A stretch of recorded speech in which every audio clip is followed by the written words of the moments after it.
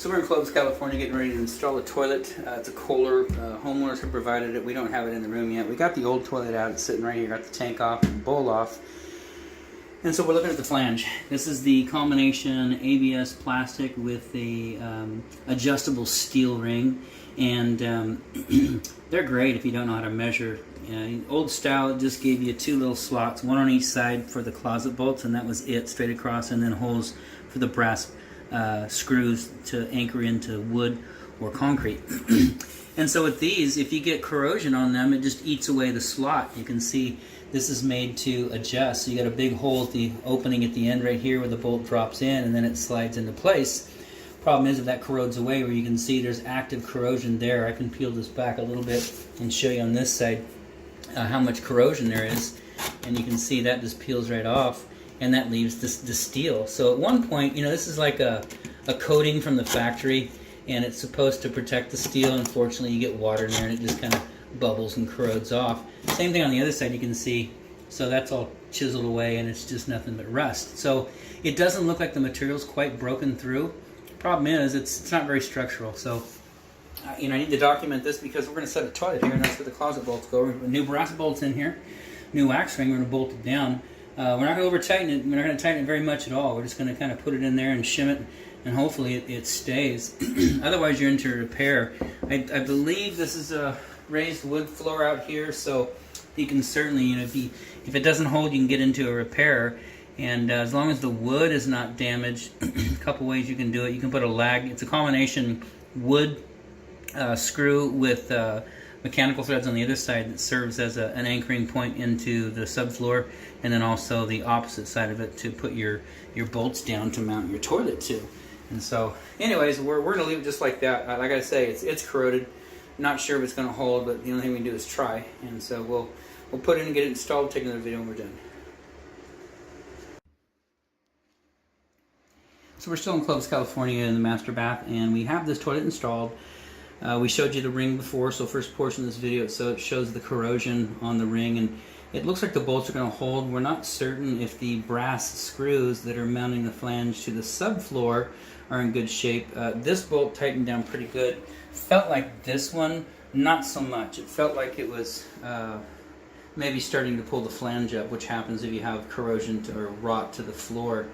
And it's 30 years old, so you can't expect everything to be perfect. We did notice a little bit of movement upward when you pick up on the rim of the bowl right here. You can pull it up slightly, so it's pivoting across the bolts. But mainly the movement is to be supported downward, and so there's no motion downward. There's no gap in here. It sits on top of the floor quite well. It's just the floor is a little spongy is all, and so like it is a raised wood floor, so you'll get that. Unless you come in here with 16-inch on center floor joist and then 1 1/8 tongue and groove instead of the 3/4 tongue and groove, you're going to have trouble with it. So sounds like you got a problem with the flush valve in there. It's not sealing correctly, and it's a new product, so I had to get a hold of Kohler and find out what they want to do to help remedy that.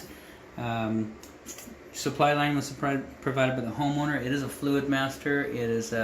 It's adjustable, so it's got the 1/2-inch supply on the bottom, which adjusts to 7/16 and 3/8. There's a little adapter that sits inside there to go on the 3/8 shutoff valve there, and then full 7/8 on the top, and then toilet provided by the homeowner. It's cocked back in, so it's flushing correctly, filling correctly. It's shutting off, but you're getting some water passing through. So, like I said, we'd go to Kohler and see what they'd like to do. Outside of that, this installation is done. So we're in Clovis, California in the hall bath now, and so second toilet installation. We got the old one demo back, and same thing, same kind of flange, ABS and steel.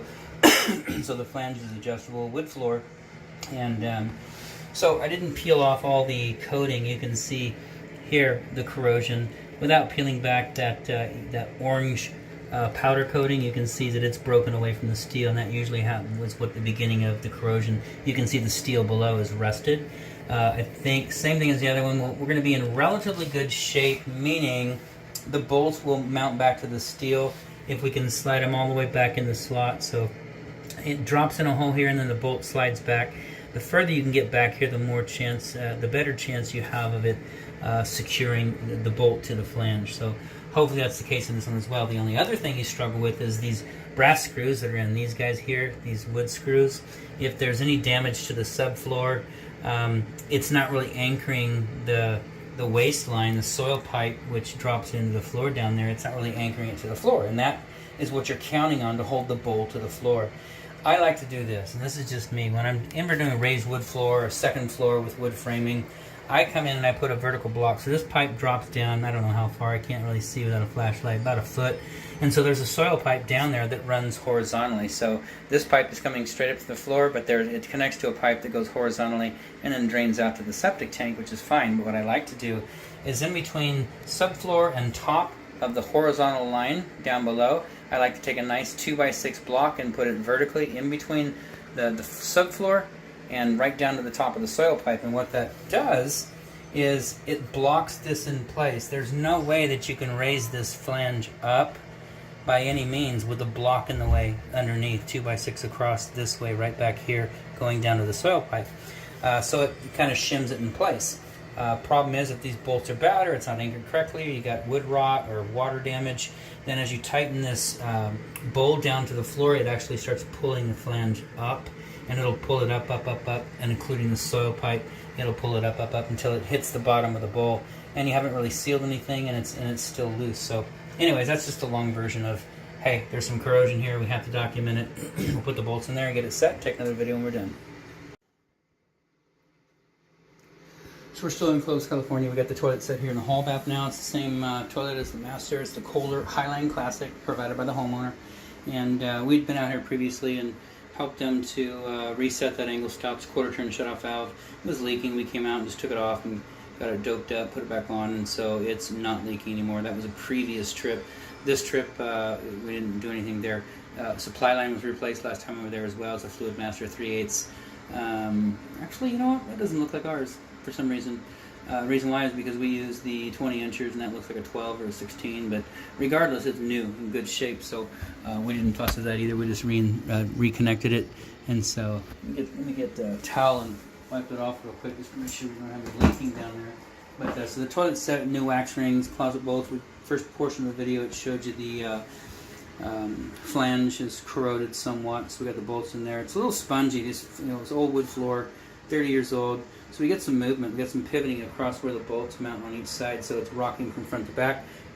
Put several shims around the front here, and sitting down, we just don't like the way they sit. They don't sit solid like you would if you had a solid cement floor and a solid plastic flange with no damage to it. And so just be gentle with these toilets. This is it's a Kohler, so it's a good product. Anyways, this is filling correctly, shutting off correctly, flushing correctly, and I got it cocked back in. We leave the back open. Homeowner would ask, and that's our little secret there. At the very back, we don't caulk it in. Reason why, if you do happen to get a wax ring that fails and you get water coming out, you want it to seep out into the room so you know something's going on. You don't want to trap it underneath. We've pulled out toilets that had water trapped down there with fecal matter, and we pop it open and it just spreads across the whole floor. So it's not sanitary, it's not safe, and so anyways, that's the way I learned. Instead of just that back portion right there, you just leave it open. That's where the water comes out. If you have a problem, you know it. So it's caulked away on the front. Everything's good. Outside of that, this installation is done.